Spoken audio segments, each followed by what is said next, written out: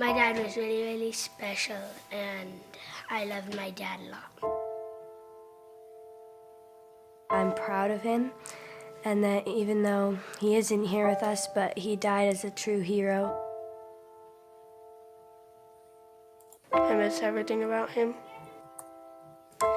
In the moment that the officers and I had to come see the children, my biggest reaction was, I don't have 7 arms. I have 7 children who just lost their father, and I don't have 7 arms to wrap around them. I'm Frank Silla, chairman of the Stephen Silla Tunnel to Towers Foundation. Our foundation is committed to delivering mortgage-free homes for Gold Star families and fallen first responder families. To not have to worry financially is a huge peace of mind. The thought of, what in the world will I possibly do to pay the bills? How will I possibly let the children have a life that feels normal? I don't want them to have to quit their piano lessons or their basketball. I don't want them to feel that we have to move into a little apartment and struggle financially in addition to the emotional weight. There are over 1,000 families that need our help. Tunnel to Towers is honoring those heroes that risked their lives by providing them with mortgage-free homes. Those who serve us and then lay down their lives protecting our freedoms and our safety, the least we can do is $11 a month to give them that peace of always knowing there's a home, there's that sanctuary when life feels like it's been tipped upside down, because it has, when you lose a parent in the line of duty, to know you can go home, you can be safe, there's no risk of losing your home. That's a peace of mind that I can't believe you can get for $11 a month. I'd like to ask you to contribute $11 a month to support their efforts. Please donate $11 a month by calling 1-844-BRAVEST or visit tunneltotowers.org.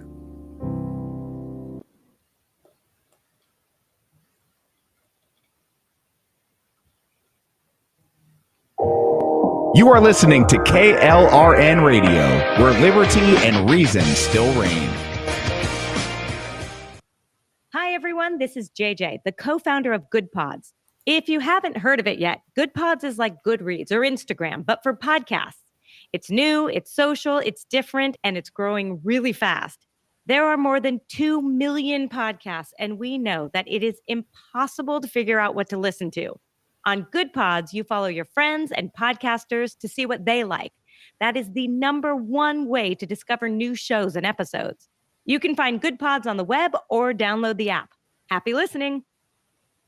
I'm Noble McIntyre of McIntyre Law, and I've been representing injured Oklahomans and their families for almost 30 years. At our firm, we've handled hundreds of crashes involving semis. They are huge vehicles, and when fully loaded, can weigh as much as 80,000 pounds. Most semi drivers are careful and professional drivers, but some big truck drivers and the companies they drive for are dangerous, and I've personally seen the devastating effects on families. If you or a loved one has been affected by a semi crash, contact us at 405-777-7000 or McIntyreLaw.com. We will fight for you.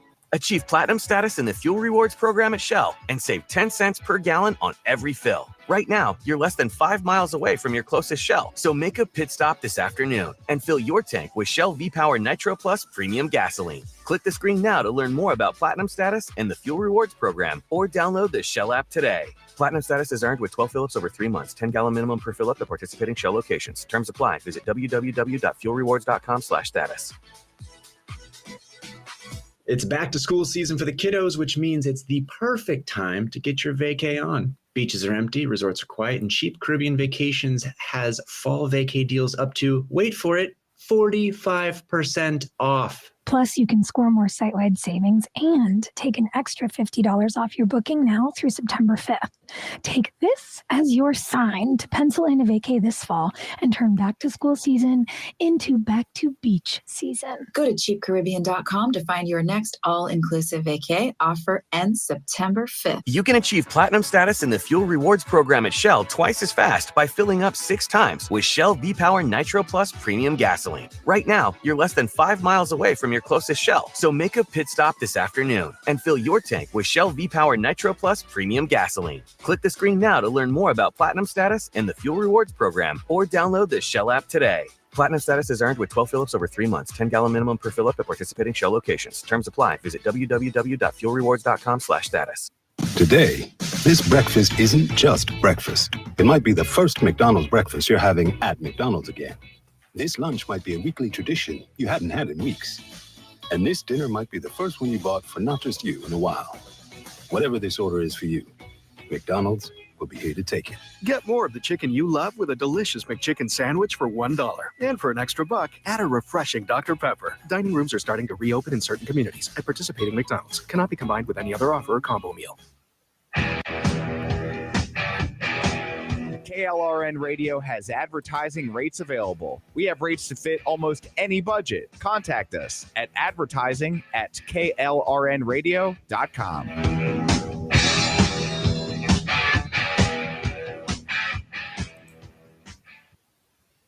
The following program contains coarse language and adult themes. Listener discretion is advised.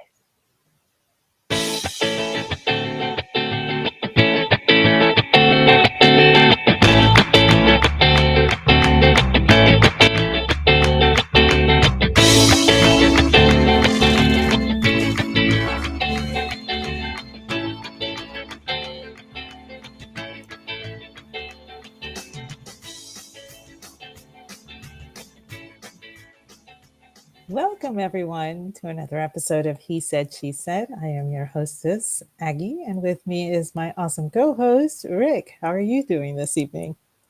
I am tired, but I'm here. How are you? Did you have a long day? I have slept 4.5 hours in the last 48. So I've had a long, extended day. Oi. Yeah, it still not feels optimal. Like, it still feels like it's either Wednesday or Thursday to me. I'm not sure which. I realized today, I was like, wait, it's Friday? I had to, for some reason, I completely skipped over Wednesday. I thought yesterday was Wednesday.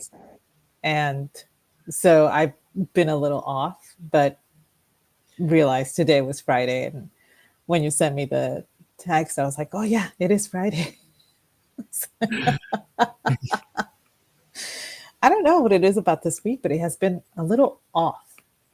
Well, I mean, it doesn't help that somebody tried to kill the former president of the United States on Sunday, and everything's just kind of been discombobulated ever since. Because, yeah, it's been fun.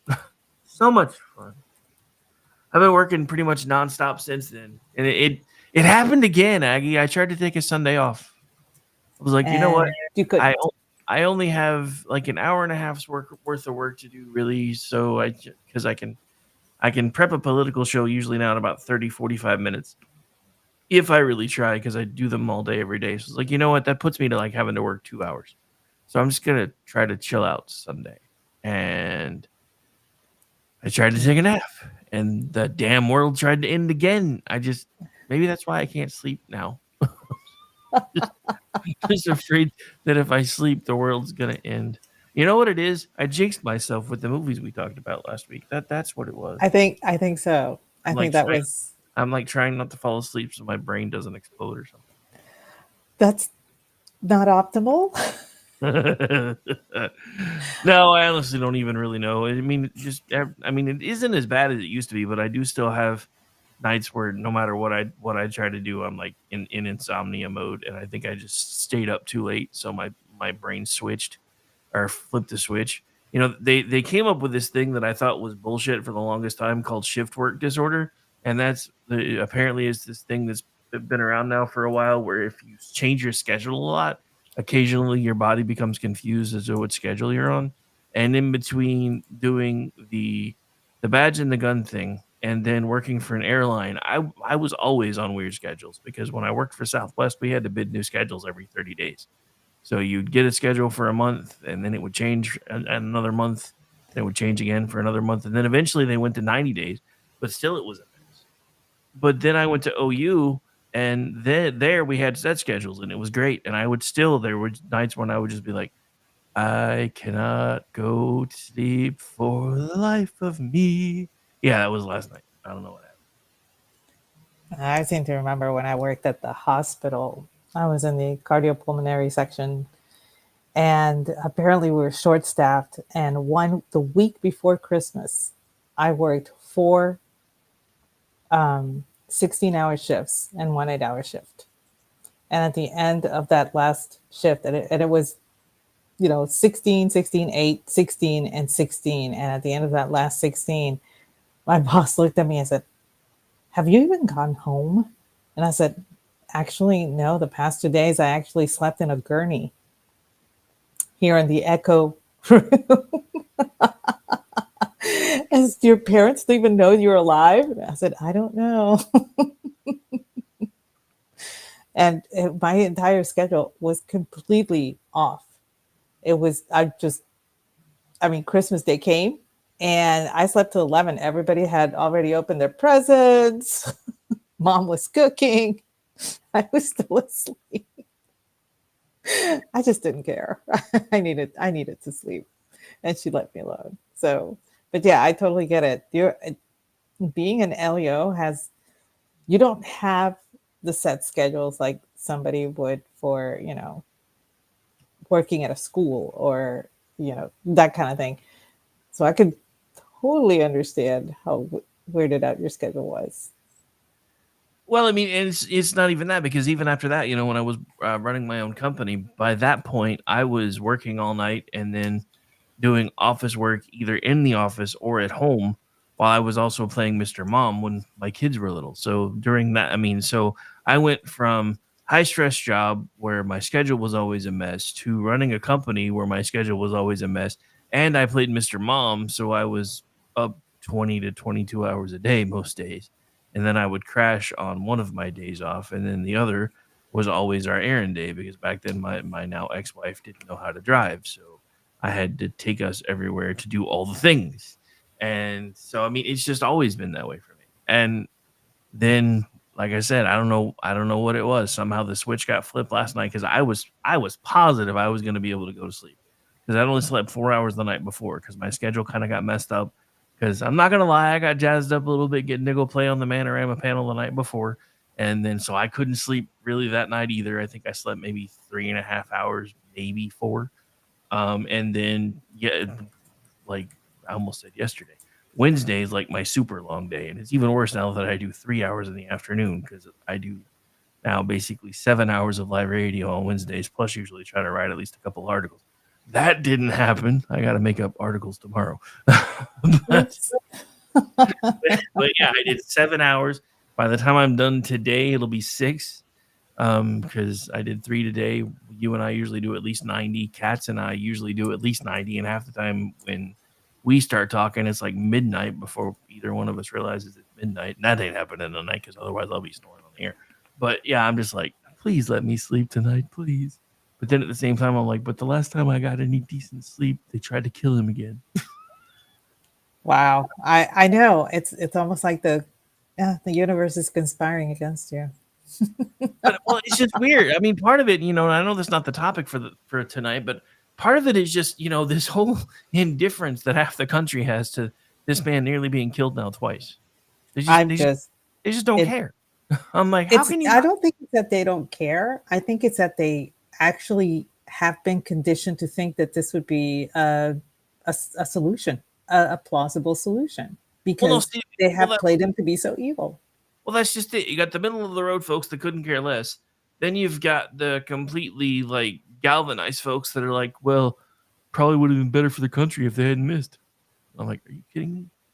I have been, and it's my own fault. I picked a fight on the Daily Oklahoman's Twitter feed, because they put out the opinion piece about the cats and everything. And I'm like, you guys realize that we're talking about 15,000 people, all of which admittedly either practice voodooism or a mix of voodooism and Christianity, and you expect it to be a stretch that they're sacrificing animals? Are you serious? Are you serious? And then, well, you don't know. I just showed you that the whole voodoo religion started in their damn country, and even the Christians in Haiti practice a form of voodooism still. Yes, they do. And you're telling me that I'm lying to you. And that's the whole thing that I keep trying to point out to everybody. It's like, we're not talking about a race problem. We're talking about a cultural problem. Mm-hmm. These people come from a culture that is completely different than ours. Their streets don't have road signs. The few that you do have, normally you can barely see. Half the time they're one-way roads. So you're wondering why they're weaving in and out of traffic and cutting people off and wrecking into everything. It's because that's how they drive there. And the other thing is, in Haitian Creole, permit means with permission. So as soon as they got a driving permit, they thought they were done. And those are for the people that needed them in the first place, because I didn't know this till I started digging. But Ohio has reciprocity laws with driver's license in other countries. So if you have one, whether it's Mexico or God knows where else, you can use that for a year. Mexico hands out driver's licenses like they're fucking Skittles. Yes, they do. I know, because a lot of my high school friends would go to Mexico to get their driver's license before they got their Texas driver's license. And they went when they were, 15, when we were freshmen. And they would so they would use that license in order to drive, not knowing that Texas did not have reciprocity. But because you have a license from another country, they would actually just let you off with a warning. So finally, the school cracked down on it, but it took the death of a teacher to actually start reining back all of these kids with Mexican driver's licenses. It was beyond ridiculous. So I don't think Ohio actually felt that this was going to be an issue, though. I mean, now it is. Why would they? Look how far away they are from the border. Anyway, yeah, you're right, Jen. Fentanyl is a new candy. Oh, and hi, thanks for hanging out with us tonight. Anyway, by the way, we're up to already almost 200, so please like and share the feed, because that's really fast. Just saying. Oh, anyway, should we actually get to the topic now? Maybe. Yeah, why don't we talk about our topic? We decided to talk about our favorite fast food items, like the things that absolutely you will go out of your way for. Oh, yeah. Fast food things that I will go out of my way for. I had a list of way more than 5 because I'm a fat kid. I had more than 5, so I picked the top 5, and then I had honorable mentions. So what's your first one? Ladies first. Well, I'm going to start from number 5. My number 5 is, I know, and I'm sure that there are better ones out there, and people are probably going to come at me, and I don't care. I like a Sonic. Don't come at her, bro. I'll take you out of the movie. Don't come at her, bro. My number 5 is the Sonic cheeseburger, because it's not overblown. You can choose your toppings in it, I guess, the additions and whatever, and it's a good size for someone like me who's small. Okay, I know some people go insane for the In-N-Out double cheeseburger and everything, and those things I literally have to take apart to eat because they're so big. But the Sonic cheeseburger is it's good. It's just the perfect size, and it's perfect for me. So that's my number 5. I love it. I know that there are other cheeseburgers that are better.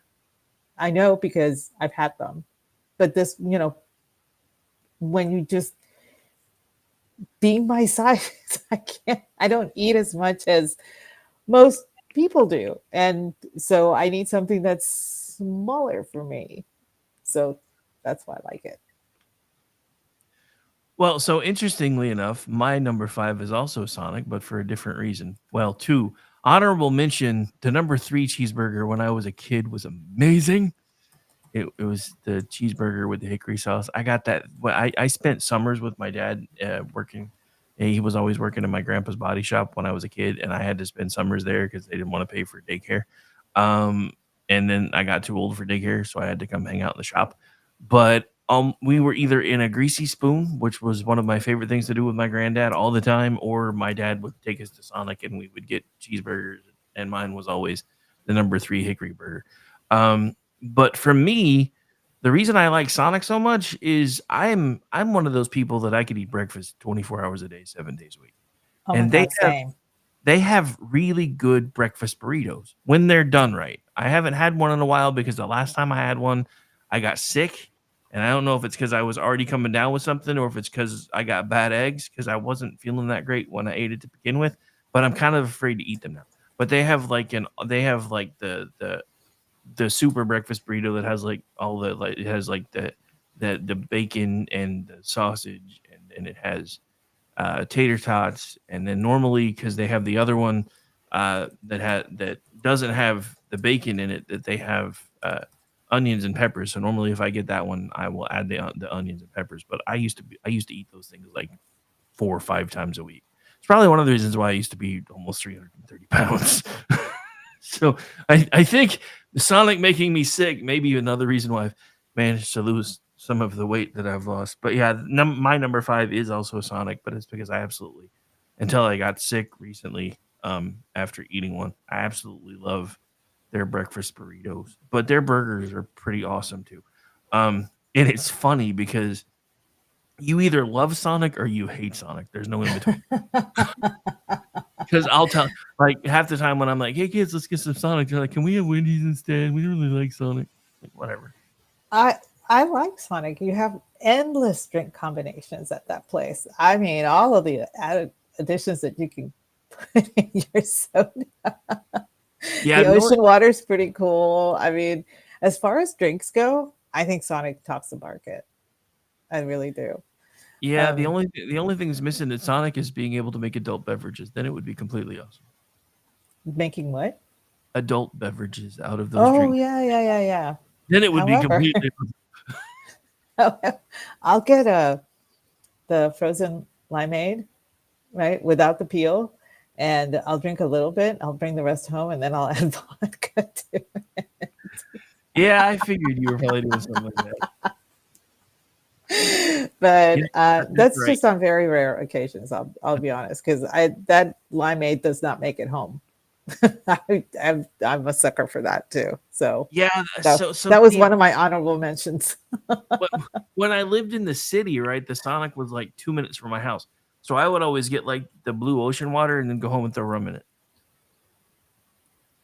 And now I can't do that because it takes me almost 15 minutes to get home from Sonic, and the drink's gone by the time I get there. Yeah, I know, they're addictive. They really are. And yeah, the breakfast tacos and burritos, oh my gosh, out of this world. As a matter of fact, whenever we have a family reunion, the Sunday morning after church, we all get together to make breakfast, for those that are still here for the family reunion. And I remember one time, one of the kids we were doing breakfast tacos, and she's watching us, and she just looks at us, and she must have been 6, if that, and looks at it and says, "Those are not Sonic," and walks away. And I'm like, how dare you?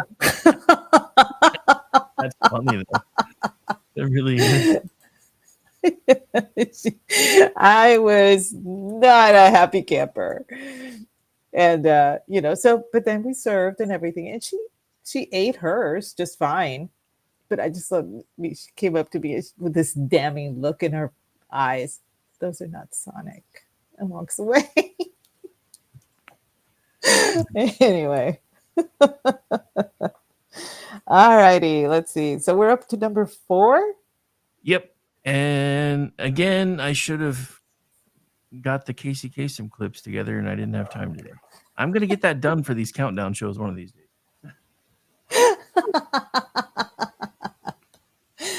Okay, well, not my number 4 are the Arby's curly fries. I will crawl through a field of broken glass to smell the exhaust of the truck that carries Arby's curly fries. That says a lot. Rex is about to start screaming in about 3. I love them.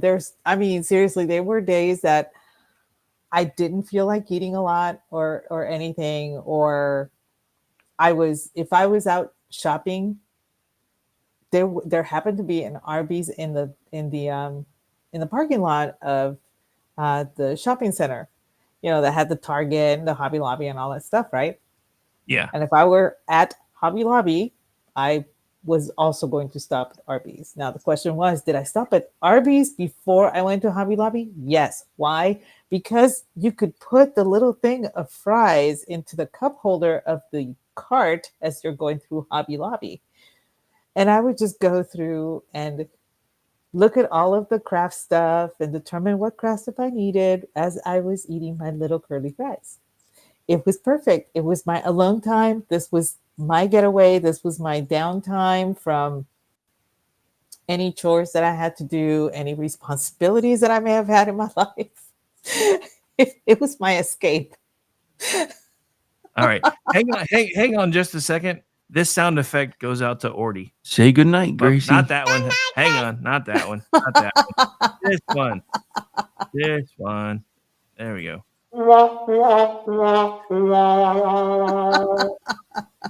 Orty in the chat. Arby's. Everything reminds me of her. Oh, no. So yes, he deserved that sound effect. So he got it. But yeah, those Arby's curly fries are amazing, and I will honestly, and I have overeaten because they were so good, and I've gotten sick, but it doesn't stop me from eating them again. Yeah, see, once I eat something that makes me sick, I'm kind of gun shy. Well, but it depends on how it makes you sick. If it makes you sick because it's food poisoning or something like that, yeah, your body will rebel. But if you're sick because you overate and you just feel like this, I mean, seriously, I laid down on the floor, and I don't know if anybody saw the movie Julie and Julia. With Amy Adams, and it was about Julia Child and this young woman who was cooking everything that was in Julia Child's Joy of Cooking book. Joy of French Cooking, I should say. And there's a scene where Amy Adams has gained 15 pounds and she's crying. She's laying on the floor crying. That was me after eating 3 things of Arby's fries. Now, I was laying on the floor crying. I would like to point out that our lovely Aggie is very nearly Hobbit sized, and she ate things of curly fry. No, I'm not Hobbit sized. I'm short. I said nearly. I prefer the term fun sized. My feet are pretty. I'm sorry, I'm not a Hobbit. You can't say fun sized around people like me, because then you get sound effects like this one. Giggity giggity. Giggity. I'm just saying. All right. So before I move on to my number 4, I would like to state for the record, we did not compare lists at all this time because I had nothing to prepare. Oddly enough, my number 4 is also from Arby's, but my number 4 is an item they just brought back to the Arby's menu, and it's their potato cakes. Oh, yeah? Yep. They just brought them back. I was mad when they made them go away, and they're back. I know. I this is one of the things. But I know it's a chain, but it used to be that I would go to Chili's with my sister all the time, and it was just down the road from where I lived when I lived near San Antonio, and my sister and I were pretty much neighbors. She lived 5 houses up from me, and so there were times that we would, hey, you want to go out to eat? Sure, let's go. And we would go to Chili's. We didn't even discuss where we were going. We just knew we were going there. And the most annoying thing about any restaurant is when they change their menu, but when they change their menu every 6 or 8 weeks, that is annoying to me, because you just get used to what the menu has and then it's gone. You know? And I'm not talking they would change 1 or 2 things on the menu. I'm talking the entire menu minus their molten lava cake would be completely revamped every 8 weeks. And I was like, why do y'all do this? And the poor gal was like, corporate. Like, they need to stop. It got so annoying that we stopped and we just decided to go to like Chewy's or whatever, for our girls' night out. But anyway, as you were saying. No, it's all good. Yeah, I was actually, if I could have gotten it thrown together real quick, I was gonna find the the old school Chili's theme song, "Baby Back." Oh no, But I don't need another earworm. yeah, you're welcome. You already have it now anyway because now it's in your head. You're welcome. I think, Orty, you can riot if you want to. There is no Der Wiener Schnitzel where I live. Okay. Yeah, I was about to say I know what that is, but I've never had it, so no. I've heard it's good. I've heard it's a really cool place and everything. And I distinctly remember seeing one in McAllen when I was younger. But, we couldn't afford to go out to, fast food joints or anything like that at the time. So by the time that I was old enough to go check it out, it had been changed to do something else. So, the little Swiss chalet looking building was now serving tacos or something. I don't know. But I've heard it was good. I don't have access to any. So don't judge me and don't riot. Oh, he's judging, but we won't let him riot. Reason. That's pretty funny. So anyway, are you number 4? Or did you do Yeah, remember my number 4 was potato cakes. the potato cakes? Okay, so moving on to number 3. And then you went on a Chili's tangent, so I just let you run with Yes, I did.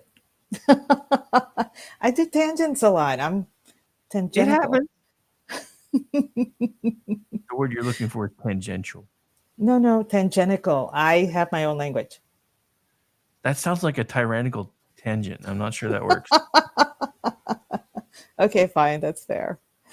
All right. So my number 3 is, of course, this is going to make my list. Jesus chicken. Chick-fil-A chicken sandwich. I cannot have the spicy. Don't come at me. But the plain one is still my favorite. I too will crawl through broken glass to smell the exhaust of the truck that carries Chick-fil-A. So there you go. See, I like Chick-fil-A, but for me, the sauce is kind of what makes Chick-fil-A. And when I found out they had Polynesian sauce, that's what put Chick-fil-A over the top for me, because that was really good. Now it's great chicken, but it's not the kind of chicken that I was used to. But interestingly enough, my number 3 also is chicken, and it's Church's chicken in any form. In any form, that is my number 3. I would eat Church's chicken all day, every day, and thrice on Sunday, not just twice.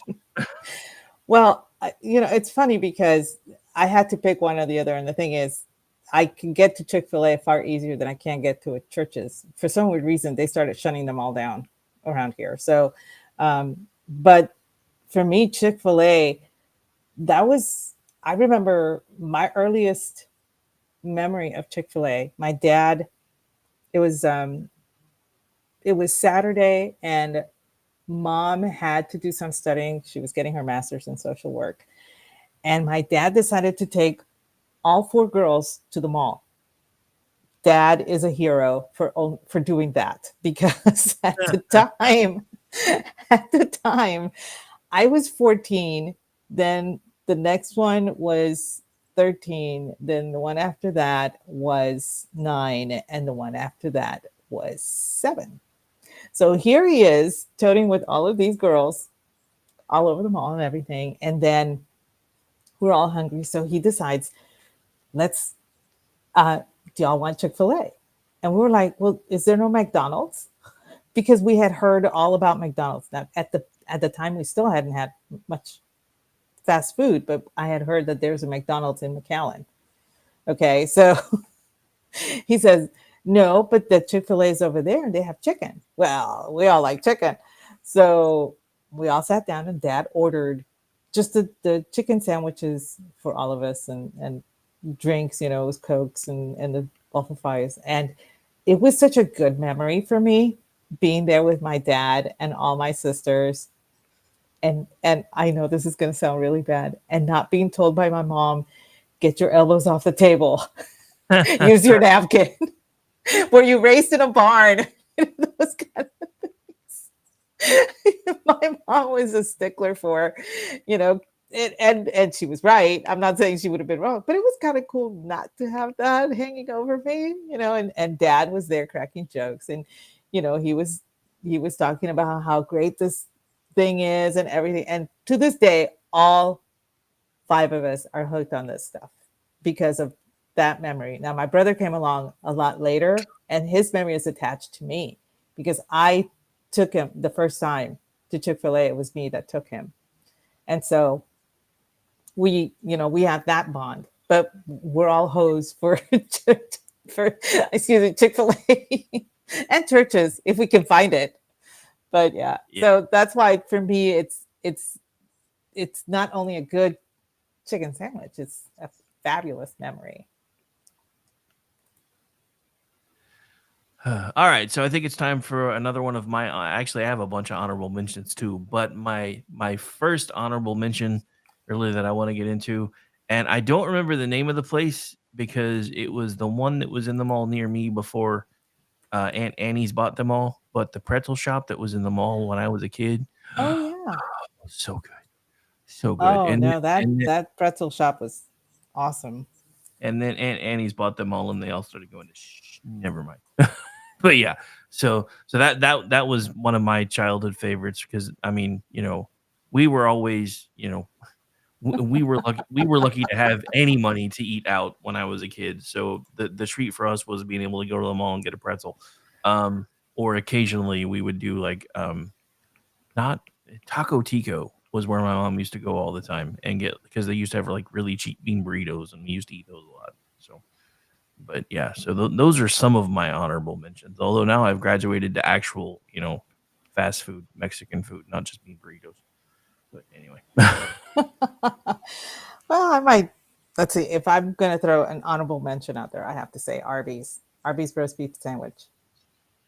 That's comfortable food for me too.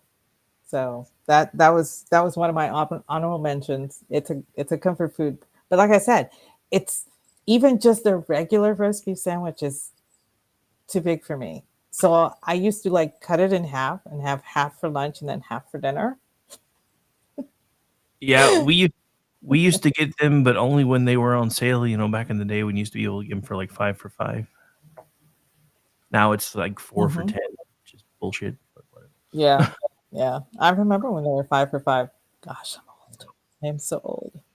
Hey, I can remember it too, so hush. Because I have Peter Pan syndrome. I'm done growing up. Thing. Yeah, I'm done. I'm done growing too. Yeah. Okay. So moving on to number 2. My number 2 is actually one of the members in chat over at the KLRN chat. He was the one that was talking. He had posted a poll or something about fast food, and I happened to mention Freddy's, and he's never had it. Oscar over at the chat. And that day, after mentioning Freddy's fries, I got in the car and I made up an excuse to go to Tyler so I could have Freddy's fries. I told him, hey, I need some yarn and all that stuff, blah, blah, blah, blah. And he's like, okay, let's go. And so we're there. And of course, we passed right by Freddy's. And I said, why don't we eat at Freddy's on the way back? He's like, oh, sure, that sounds great. It's like, yay. But Freddy's fries, for me, are the epitome of fries. I mean, they even beat out Arby's curly fries. They beat out the Sonic tater tots. They beat the waffle fries. They beat the crinkles, whatever. Freddy's shoestring fries. And the seasoning that they put on it is just fantabulous. So that is my number 2. And yeah, I'm a hope for them. I kid you not. I've gone with my family to Freddy's. My sister will be sitting across from me, and if she's talking and she's not eating the fries, I'll start eating the fries, and she'll actually get upset. And I'm like, but you're not eating them. She's like, that doesn't mean you get to eat them. I was like, actually, yes, it does. Those are exactly what it rules, means. Those are the fry rules, sister. How many? That's right, fry rules. And And she's like, that's not the way it works. I said, that's totally the way it works in my universe. And so if you're going to be talking, you need to be eating as well. You need to be doing something with the fries. You can't just leave them in the basket. You They two have to be having, consumed. I can just see you two having the total like Facebook lady conversation and the reverse Facebook lady conversation. That's not how this works. That's not how any of this works. That's totally how this works. That's how all of this works. I remember this is how she knows. She knows that I am a total hoe for the Freddy's fries. I had some surgery a few years ago, and I was at home. I was told I could not drive for 2 weeks, and I'm like, I can walk. Why can't I drive? Well, they don't want you sitting down for long periods of time. And I'm like, but I'm sitting down at home. And they said, yes, but you're also getting up and you can't do that in the car. So no driving for 2 weeks. I'm like, fine. So I got a hankering for Freddy's fries. My sister was going to the mall or the shopping mall, the shopping strip, whatever, the strip mall down the road. I swear it's not even 6 miles from our house. But she was going, she had to go do some shopping. And she asked me if I wanted anything. I said, could you stop at Freddy's and get me some fries? And she looks at me dead in the face and says, no. And I said, you said anything. And she's like, I am not stopping at some, fast food joint. I thought, I'm going to Target. Do you need anything from Target? And I looked at her, I was like, please, I will pay you to go to Freddy's and get me fries. And she looks at me and says, how much? I grabbed my purse and I gave her a 20 and a 10. And I told her, I just want change from the 10. And she says, how big of fries do you want? I said, I want 2 large fries. And so she comes back and she delivers it and she kept all of the change and the 20. And I had absolutely no regrets. I did not care. I wanted those fries and I wanted them right then and there. So she kept the 20. To this day, every so often she'll send me pictures. This is the $20 bill. This was like she's holding it hostage. I know this was like 7 years ago, and every so often the picture, throwback to the time that Aggie gave me $20 to get her Freddy's fries. And I will reply, and you kept the change from the 10. And she was like, damn Skippy, that's my tip. Still, no regrets. I wanted those fries and I got the fries, so I can't complain. Nice. All right. So for me, my number 2 also comes with an honorable mention. I used to love Dairy Queen when I was a kid. I'm not, they've changed a lot since I was a kid, so I'm not a huge fan now. But they were one of the first ones that came out with, I think they called theirs the Blizzard, if I remember right. They were one of the first ones that came out with those things. Those things for me, even though I barely got them, when I was able to get them, they were like crack. But one of my favorite childhood memories from Dairy Queen before they changed everything was when I was a kid.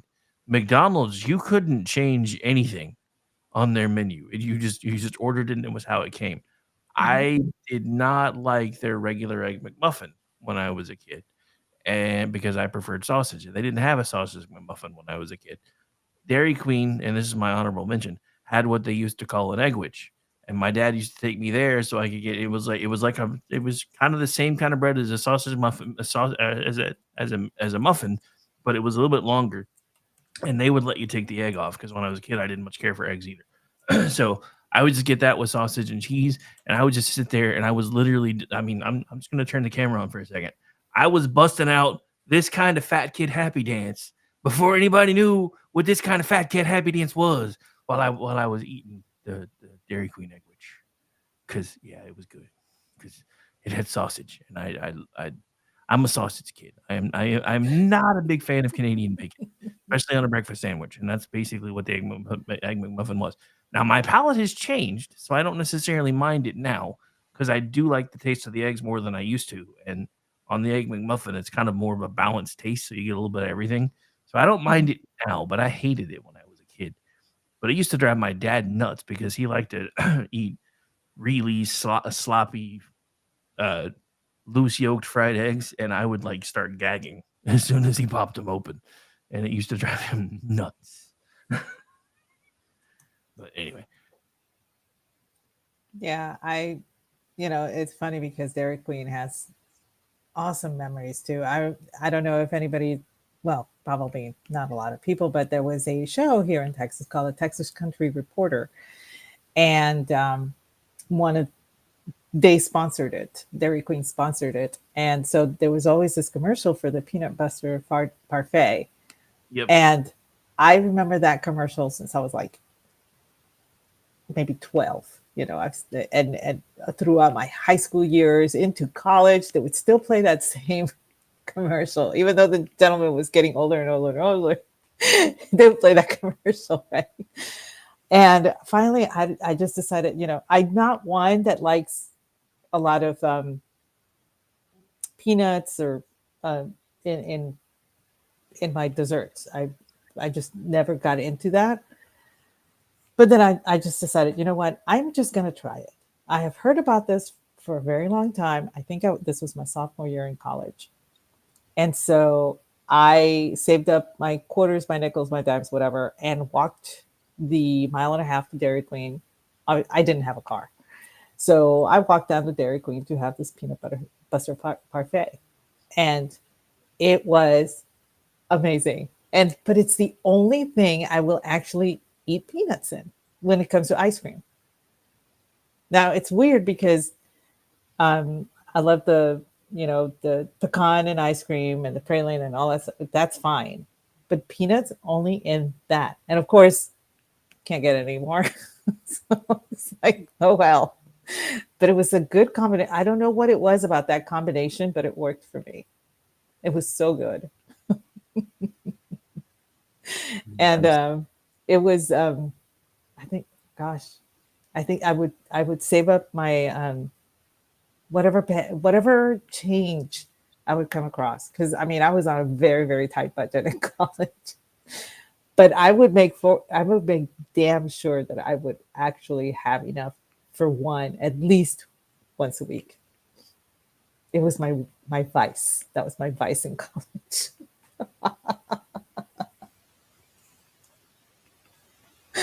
I think ice cream is my vice to this day. I'm a sucker for ice cream. Pretty sure that's everybody's vice, though. You can't go wrong with ice creams, and especially now because there's like so many flavors. That's one of the things I used to love when I was a kid. Was Brahms, because and it was awesome because their food was. Honestly, their burgers to me, at least until they went to the quarter pound burgers, that still pisses me off. But their burgers were always awesome because they were bigger than everybody else's, and you could get ice cream when you were done, and it was real ice cream. It wasn't this soft serve crap. So, but yeah, for me, my number one is probably actually just an all around like fast food restaurant, and it's weird because it's my first experience with anything that was close to Freddy's frozen custard because I actually had that later. But Steak and Shake, because to me, I still think their burgers are better, and I prefer their shakes because the weirdest thing for me with Freddy's is like with Steak and Shake, you could get like the steak and the shake at the same time in a combo, and I could never figure out how to do that at the Freddy's that I went to. I was like, this just seems weird to me. Half of your thing says frozen custard, and I have to get that separate. I don't get it, but yeah, I absolutely loved Steak and Shake, and I actually found that later in life because they built one when we were living in New West City, in the strip mall that they were putting in there, and it was just, my kids used to absolutely love to go there. Although, as far as fast food / buffet kind of things, my kids' all-time favorite when they were little was CC's Pizza. Oh my word. I cannot tell you the amount of birthday parties I was subjected to in that place. And thankfully, the only reason that most of the neighborhood kids had parties at CC's was that Chuck E. Cheese was too damn far away. Thank God. I remember. Well, when my kids were little, especially if you got water, which my wife and I usually did, you could get like all you could eat pizza for like $4. And back then it was awesome because if you asked them for double pepperoni, they actually made you double pepperoni. Right. Yeah. Now I mean, now you ask it and they look at you like you're stupid. I know they've changed a lot, but I remember my sister. One of her kids would have a party at Cece's, and of course, all of her kids' friends would go. And usually, I was asked to wrangle. So, I was like just a second adult, second, third adult to help wrangle all the kids and everything.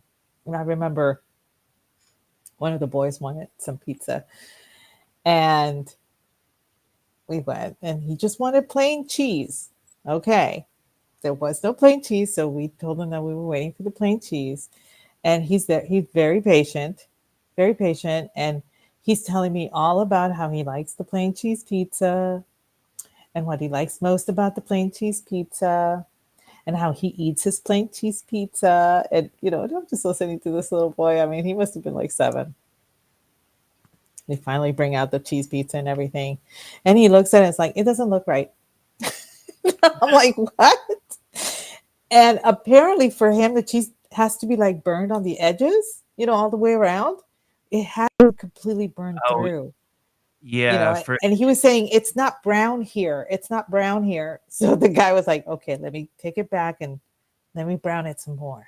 And so he went back, and then we're standing there for another 5 minutes talking about cheese pizza. When it finally comes out, oh, it's better. But we get the cheese slice and everything, and I sit with him, and I'm not eating. I'm just there to to help and everything. And I ask him, how's the pizza? And he's like, oh, the cheese is great. And I'm like, you just eat the cheese? And he's like, uh-huh. all of this rigmarole for just the cheese on the pizza. That's funny because my youngest stepbrother, when I was a kid, was a cheese pizza fanatic. That was the only pizza that he would eat. And it was the same thing. The cheese had to be just right. And it's weird because everybody that I know that just likes cheese pizza kind of has the same gripe. It has to have just the right amount of crisp to it. And it's just weird because it's like for such a simple pizza, they're really picky. I'm like, very picky. It's dough, sauce, and cheese, but it's got to be just right or it's not good enough. I was just in awe of this little boy just eating the topping, that kind of thing. And then so eventually there's this slice of breading left, I guess, and the pizza bread. And I'm looking at it going, it looks like cardboard. And my sister looks at me and says, hey, cheese on cardboard is still good. Like, I'm not fighting this. Just cleaned up after the kids, and I was out of there in about 20 minutes. It's funny because I said something similar one of the times because Chuck E. Cheese birthday parties were a big deal for my kids because that was when my business was going well, and it was always where they wanted to do their birthdays. And I remember my ex-wife saying the same thing. This crust tastes like cardboard. I'm like, the crust is basically just a cheese delivery system. Leave them alone. Yeah, it is. That's exactly what it was. And he sat there, he ate the cheese, and then he went and played, and then he came back and says, I need another cheese slice, pizza slice. It's okay, fine. And so we went and got another one, and he sat down, did the same thing all over again. I'm like that kid's just eating cheese. Not that there's anything wrong with that, because there are days that I will actually just eat cheese too. So what he was doing was getting ready for his career as the Chuck E. Cheese rat. Quite possible. I don't judge.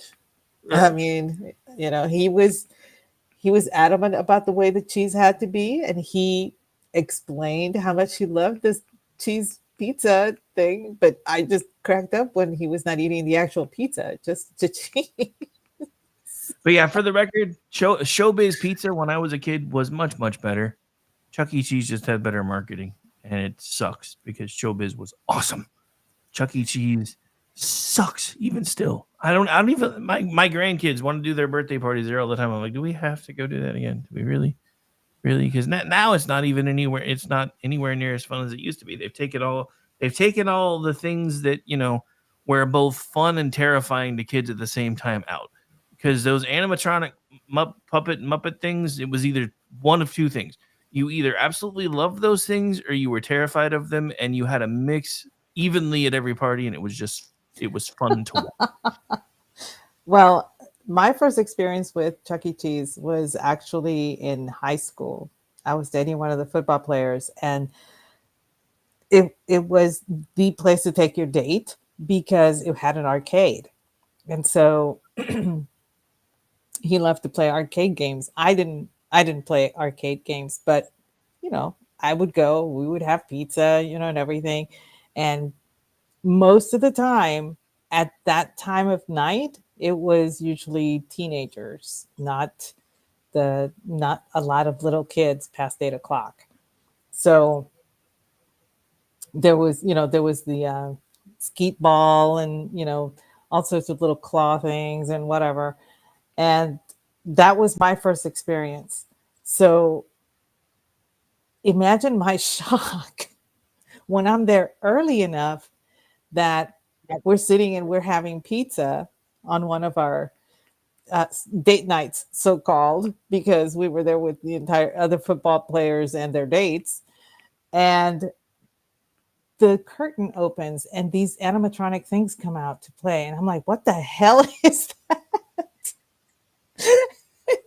My boyfriend was like, you've never seen them? I said, no, normally when we're here, it's after a movie and it's like 8:30 and nothing's going on the stage. I've never seen them before. And he's like, well, that's Chuck E. Cheese and his band. I said, that's a nightmare on stage. What is that? And I swore then and there, I am not coming back to Chuck E. Cheese, not for a date. I told him straight off, this is not happening again. Lucky for me, that was the semester that he failed English. So his parents grounded him from going out in the evenings the following semester. But that meant that he could date during the day. So he chose to date some other girl behind my back, and he just went south from there. But at least I never went back to Chuck E. Cheese. Who is this person so the chat can go find them and stab them? Oh, no, believe me, time took care of that. Nice. He is not, he's yeah, he did not age well. Nice. So, I try to be as kind and as nice as possible. And, let's just leave it at that. He did not age well. So, interesting side note regarding these animatronic pizza places.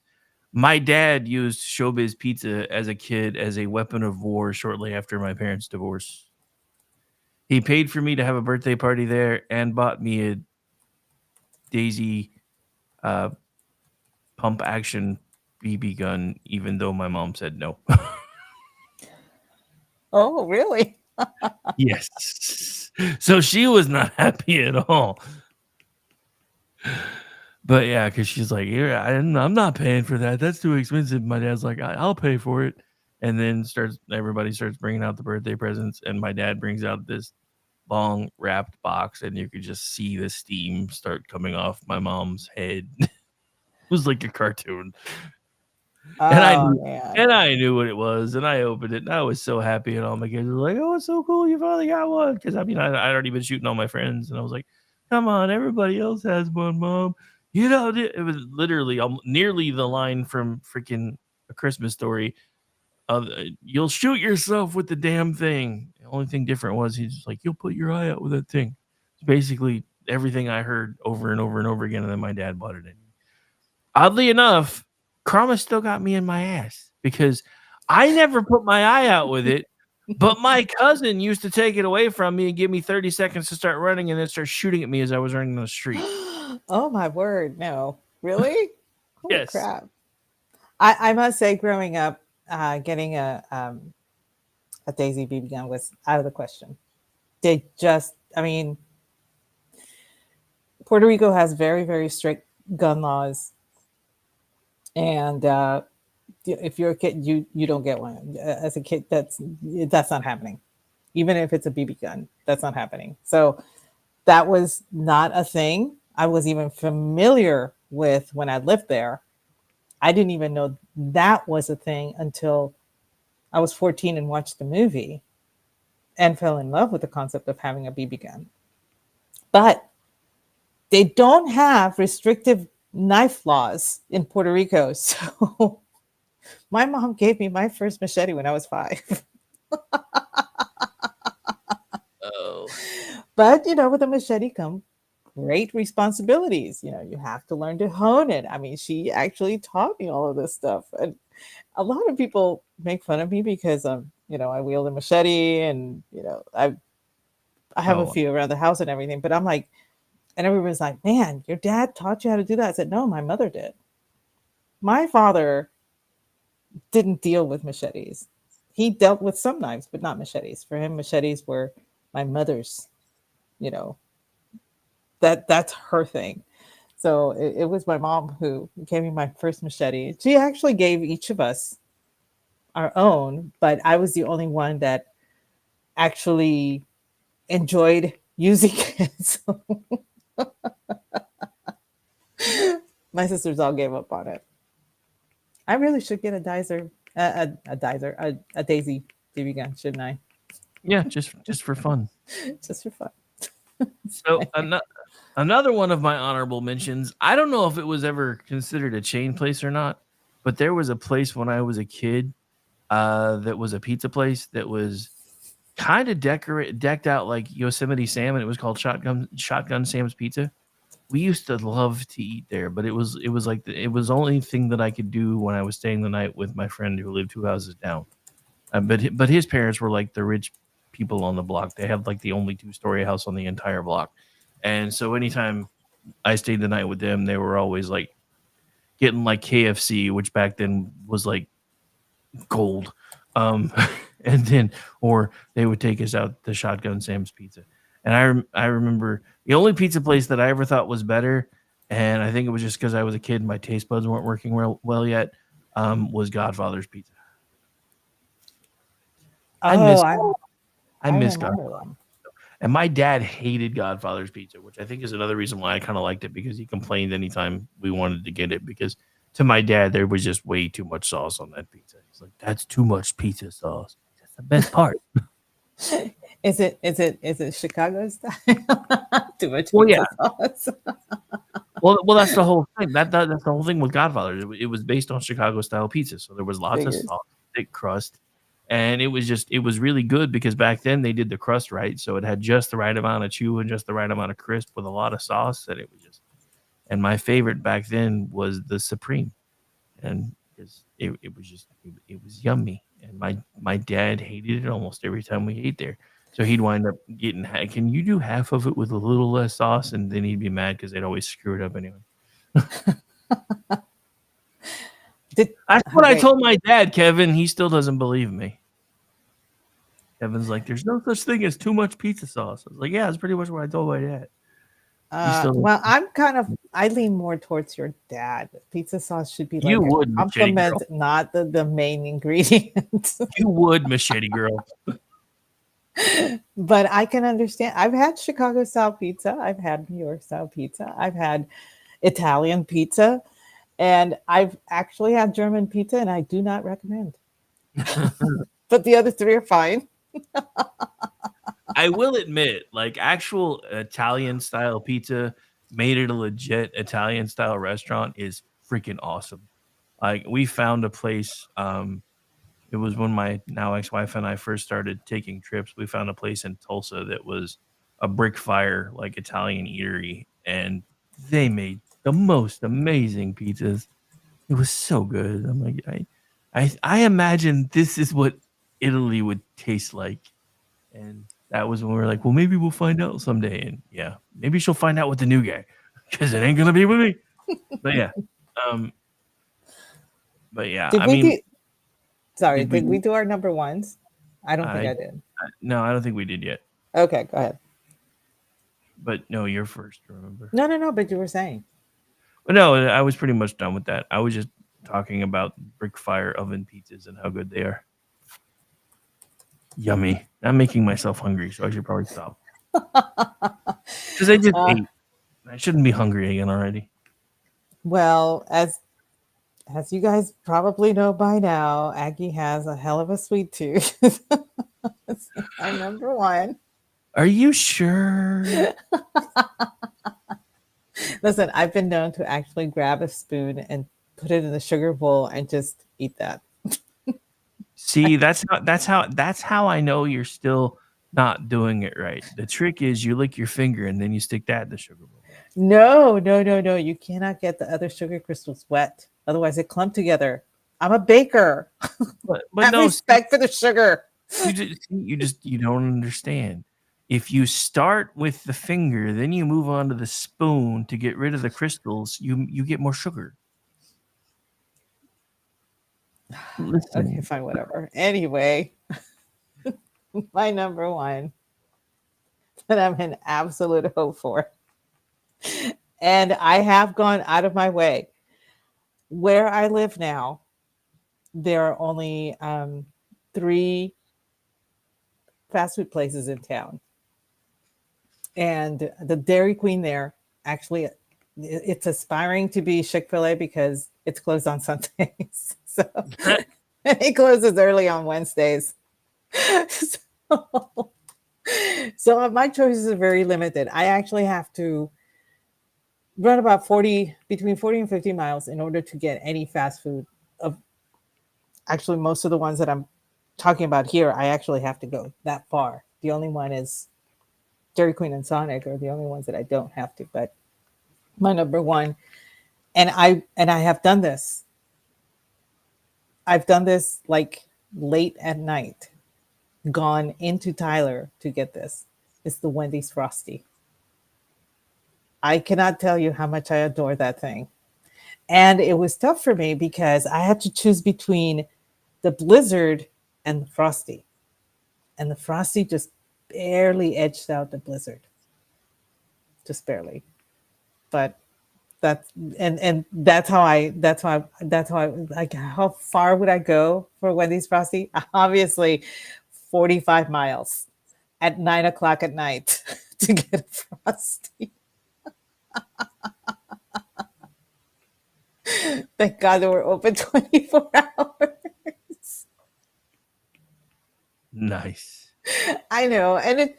And I know it sounds weird to a lot of people, but like I said, growing up, we had French fries in it. You know, we just had in my hometown here, we had a couple of fast food places. There was a Sonic that changed. Who to the a hell Star. would drive to Mesquite for a hot dog, Amish? Come on, man. Actually, I have to go to Dallas sometime soon. So tell you what, Orty, I will go to their schnitzel. Okay. I will go find it and I will go try it out and I will tell you what I think about it. But the like I said, growing up, we had a Wendy's in town. And at the time they did not have the Wendy's Frosty yet.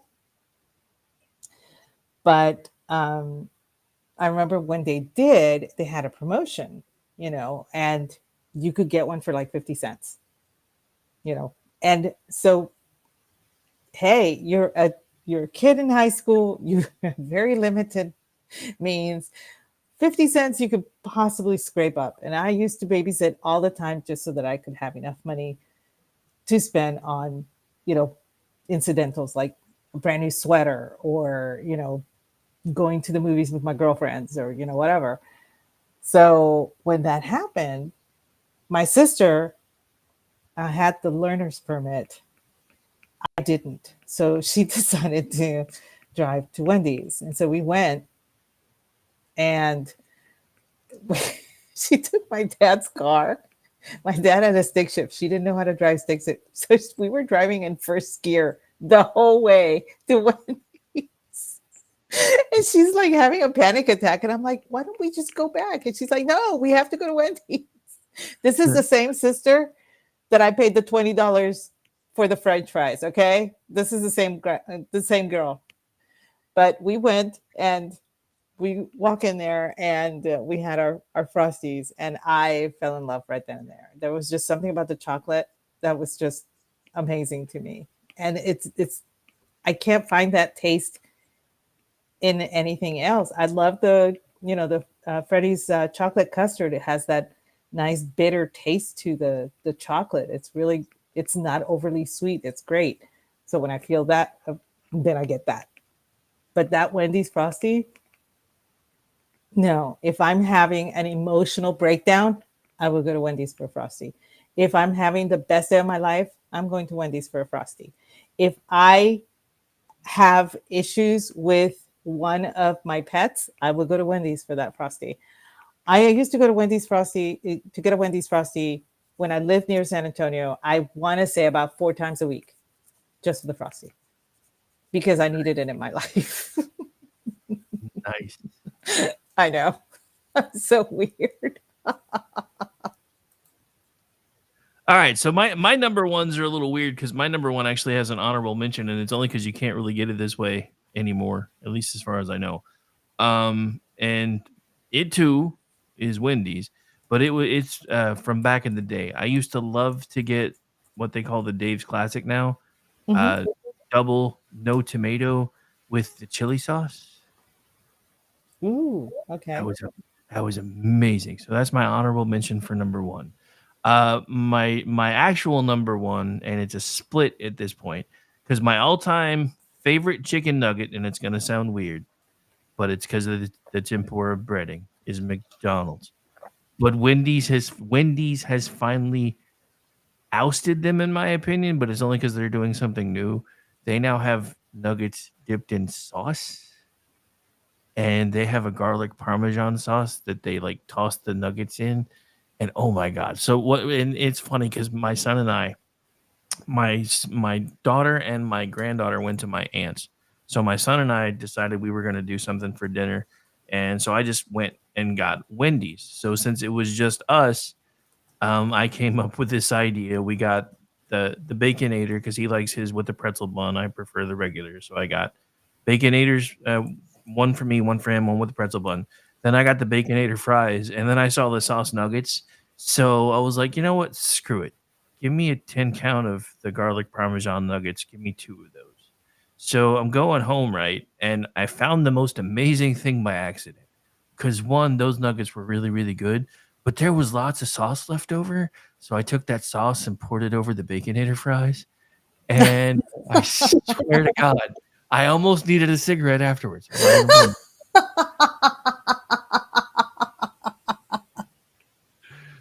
So yeah, it's funny because my son and I have gotten that meal now twice in the last 3 months, and we now both call it our fat kid Happy Meal. That I'm gonna have to try them. I actually, speaking of chicken nuggets, we should have a complete and total show on chicken nuggets alone because everybody has chicken nuggets now. And of course, boneless wings, those are adult chicken nuggets. We'll die on that hill because that's what they are. Anyway, but I've always preferred the Wendy's. Yes. Huh? As an ordained minister, it was in fact a religious experience. Yes.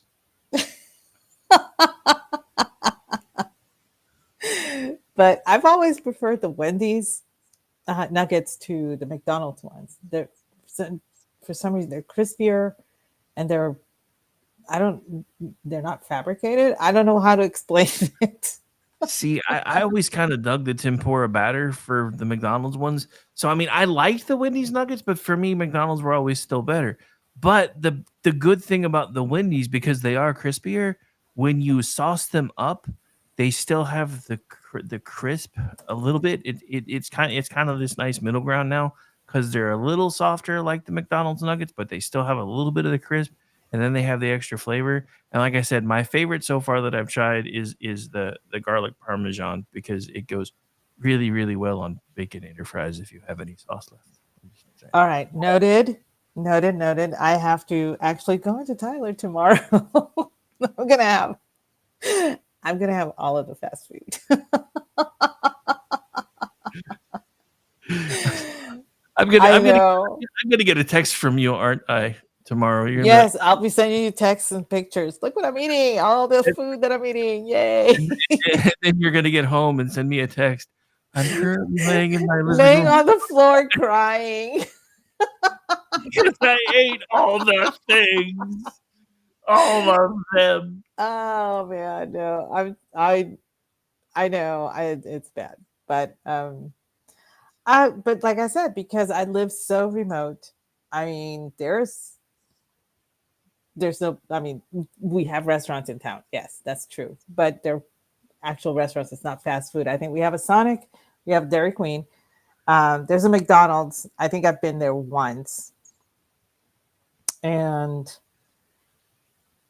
I think there's a Subway, but the Subway's attached to a gas station. So I'm kind of leery about going in there. See, Purcell's kind of moving on up because when we moved here, they had Long John Silver's A&W, which I don't even know how the hell that place stays open. I'm pretty sure they're like laundering money or something because I never see anybody there. And it's funny because I saw somebody put out a reel the other day saying the same thing. But I mean, we do eat there occasionally. I do admit I do like Long John Silver's. They actually were going to be one of my honorable mentions, because they have like a 2 fish, 3 piece of chicken thing that I will just completely smash. But anyway, but so that was there when we moved in. They have a Taco Bell and that's on one side of town. Then they had a McDonald's and they had a Brahms, and believe it or not, they have 2 Subways. There's a Subway inside the Walmart, and then there's a Subway a little further down that's actually attached to a gas station. But since we've moved here, and it's been going on 6 years, next month, they've actually, I'm sorry, it's going on, God, 9 years next month. Jesus Christ, I lost track of time. Anyway, sorry about the language, by the way. That's one I usually do try to avoid, but it just kind of punched me right in the face. But anyway, so now they have an Arby's, which is awesome because I love Arby's. Especially, like I said, now that they brought the potato cakes back. And they also now have a Wendy's. And what else have they put in? I think those may be the only 2 that have come in recently. But they also have a mom and pop pizza place called Joe's Pizza, which is famous pretty much everywhere in the region. Like all the kids that are going to Falls Creek stop there on the way to and from Falls Creek to get their pizza. And it's right down the street from me now, and it's pretty damn cool. Just saying. I mean, the chat is talking about all of these places. There were 2 Long John Silver's. There was one about 30 miles from me, and then one in Tyler. And the one 30 miles from me, whenever I was going to Lowe's, because that's the nearest Lowe's, also the nearest Walmart, I think. No, Walmart is further. But I would go there, and I would go Long John Silver's, and I loved the chicken, and I loved the crispy things. Those crispy things were awesome. One day I go to town and I'm driving and it's gone. I'm not saying that the building was closed. I'm saying that the building became something else entirely, because it was split between the Taco Bell and Long John Silver. So, you could walk in and you order whatever you wanted from either menu. Next thing I know, it's all a Taco Bell. And I'm like, it's gone. It's like gone, like nothing. There was nothing to say that LJ was here anywhere. So I was kind of distraught. And I figured, well, I'm going to go thrifting in a couple of days to Tyler. So there was one by the Salvation Army. I didn't think anything about that. I go over there and I'm so excited because, it like just opened like 2 weeks before. And I go and it's closed. They're changing it to something else. It became a Golden Chick. Like they were there 2 weeks. 2 weeks and it changed into a Golden Chick. And I'm like, what happened? Well, At least around here, all I can say is Golden Chick's like the worst chicken chain around I here. I don't get it. I'm like, it was, I mean, seriously, I watched them build this thing. From the ground up. I remember when they broke ground and they put the foundation in and everything. The little sign said a future home of Long John Silver's. And I was so excited. And then you're like, where'd it go? And then I'm like, what the hell happened? You were open 2 weeks and now you're selling chicken? Well, there's a reason that happened. You know who we blame for this, right? Sir. Okay. CERN. It's always CERN. But so even though there are some outcries from the chat, I do have a couple of honorable mentions left. I don't care. So first thing I have to say is I'm going to catch hell for this. I've never been a fan of the Mexican pizza. I don't get it. It's basically like an up jump tostada, which I actually like tostadas, but I've never really been a fan of Mexican pizza. I will say two of my favorite things at Taco Bell were, especially when it first came out, the double-decker taco, because there was, and the reason I didn't mention it in this one is because Aggie and I have actually talked about it before. I don't know if she remembers. It was one of the times we were talking about favorite Mexican foods. Yes. And to me, the combination of the textures between the flour tortilla and the crispy corn tortilla are just the first time I ever had anything like that. I was like, oh, this is so good. And then the other thing that I will absolutely smash, and I prefer it to just the actual gordita itself, is a chalupa. I will smash chalupas all day long. I don't know what it is about that fry bread being fried, but I'm just like, give me all of them. See, there's I'm the reason. same way. I love chalupas. There's a reason I used to. I had chimichangas for dinner tonight. Because who doesn't love fried burritos? And that's one of the things that I do miss. I used to go with my sister to another a family-owned restaurant, a Mexican restaurant down the street from where I lived, and I would just get a la carte chalupas and have them, and you order them compuestas, which means a bean and cheese, and compuestas is you add the ground beef, and then additional toppings as you want. And she and I would start drinking margaritas, and thank God we had somebody to drive us home because let's just say she has a thing for them. Okay. I would just have my one. She would have more than one. But I would order the chalupas compuestas, and then it's a whole meal. It really is a whole meal, especially for somebody like me. But but she would always complain. She's like, "Why don't you just get the nacho plate?" And I said, "I don't want nacho plate. I want chalupas. It's the same thing." And I looked at her, it's like, if it were the same thing, it'd be called the same thing now, don't you think? And she'd be like, "You're such a smart ass."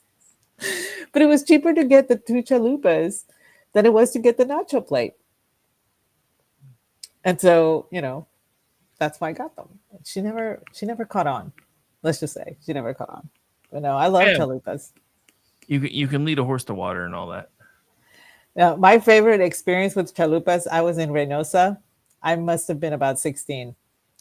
And there's a lady, one of those little carts on the street, and she's, screaming that she's got chalupas and everything. And I thought, fine, I will.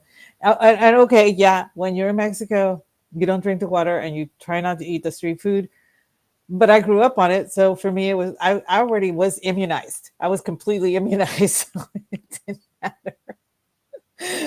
So I go up to her and it's like, "Sí, dame una," and she's like, "Okay." And she takes it out and she starts cooking it there right in front of you on the hot plate. I thought she had them all set up already. So I was like, so I'm talking to her in Spanish, it's like, "Oh, I thought that you had them all set up and everything." She looked at me, "Oh, it's not fresh if I do that. What do you think I'm running here? This is good food." And she is just running off. And I was like, I'm giving her $10 just to shut up. It was worth it, but That was the most expensive chalupa, but I will say it was the best chalupa I ever had. Because they give you the little corn tortillas that they give you in the stores and all that stuff. They're really small. They're like 6 inches maybe across. Hers were like 8 inches. From a guy, I'm saying that's not small. Okay, I'm just saying, as far Oh, as wait. the Never corn mind. tortilla goes, Keep going. Don't mind me. hers were, and she was like, she makes them from scratch. Like she gets the corn and makes the flour, and then she would make the tortilla mezcla, the masa and all this stuff. And I'm like, I'm standing in awe of this tiny woman who, by the way, was smaller than I am. And that's saying a lot. And I didn't say it this time. No, and she's just like slinging and cooking right there in front of you. And then she would give me this huge thing. And all it was going to cost me was like $1. And I was like, oh no, you're here. And I gave her $10 and I said, it's worth it. And she and I talked the whole time as she was fixing the food and everything. And she was just so happy and everything. And that was all of the money that I brought to Mexico to spend. But it was so worth it because that was the best chalupa I ever had in my life, bar none. Don't remind me about Mexico. I still feel like an idiot. Between junior year, senior year, summer in high school, we went to visit my second cousin who was stationed in Arizona at the time and went to a border town. Got the coolest chess set ever for like $5, like carved out of stone. So the trip wasn't entirely bad, but I was an idiot because me, I actually spoke some Spanish because I was at that point I was in my third year of honor Spanish. So I'm sitting here talking to this guy because there's a Culligan water tank right there, and I'm like, this is actually from them, right? You didn't refill this with a tap. He's like, oh no, senor, this water's great. Yeah, I was sick for 4 days. Never trust them, never believe them. Sorry. And I used to tell this to everybody that was going to, at the time, you could go to Mexico at any time. You did not need a passport. This was well before 2001. Yeah. So you didn't need a passport. You just had to have your ID. And you didn't pay to go into Mexico. You paid to get out of Mexico. So at the border, at the crossing, you're actually paying to come back into the States. But the money doesn't go to the States. You're paying the Mexicans to let you back in to your own country. Pretty much. They're like, hey, you gringo, you got some money for me? So, so whenever we would go, we would have money in 3 different places. We would have it in our wallet, we would have it in the front pocket, and we would have it in our sock. Because there were a lot of pickpockets. Okay. They were everywhere.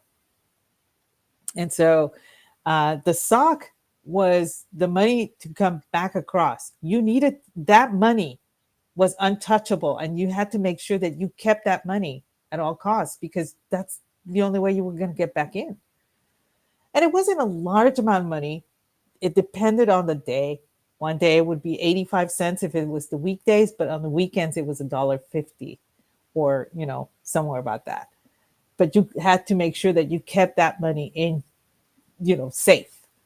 And so, going into Mexico, and most of the time when we went to Mexico, most of us had very little money, but you didn't need a lot of money either, and most of us just went over there. Almost everybody I went with went over there to go drinking. There was no drinking age.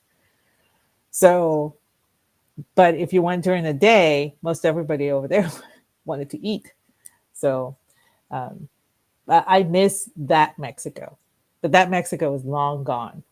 I don't go to Mexico anymore. The last time I went to Mexico, it was really scary.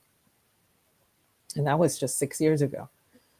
Yeah, I haven't been in forever, but yeah, like I said, the chess set that I got there was amazing, but yeah, I probably wouldn't go back right now either. I agree. But believe it or not, we're out of time, ma'am. All righty. All right, you go first. Tell us where we can find you. Well, you can find me here in a couple minutes doing Going Mental with John Katz, which we do every other Friday. You can find me tomorrow evening pushing buttons for the Front Porch Forensics Crew. That starts at 9 p.m. Eastern. Sunday night, I'll be doing America Off the Rails, 9:30 p.m. Eastern. Monday through Friday next week, the Rick Robinson Show is from 1 p.m. I'm sorry, noon to 3 p.m. Eastern. Then Tuesday night, I'll be back on the Manorama panel. I've been asked to hang out over there again. So that's 10 Eastern over on their YouTube and Rumble channels. Wednesday, Full Boat. So I'll be producing for whatever after I do my afternoon show. That's at 7 p.m. Eastern. I think if I'm doing the math right, I think this coming week should be Toxic. So that'll be 8 p.m. Eastern. 9 p.m. Eastern. Not sure what we're doing with that one yet because Fubar's on hiatus, and I don't think the show that we have pending to come on is ready to go online there. So we'll probably just grab Gene's Behind Enemy Lines Radio again. Then after that should be Ordy and I at 10 p.m. Eastern. Jen and I should be back Thursday night, 10 p.m. Eastern. And then Friday night, I'll be back around here doing this thing with you. And then next Saturday night, we should have the beginnings of Vampires on Rocktober for Juxtaposition. And when not doing all that, you can find me as a contributor on twitchy.com, misfitspolitics.com, and theloftusparty.com. And I also produce their podcast, which drops on Tuesday mornings. And you can follow along with me at RadioRick73, the station at KLRN Radio, and our new news branch at Digital Beacon US. Now that I'm out of breath, where can folks find you?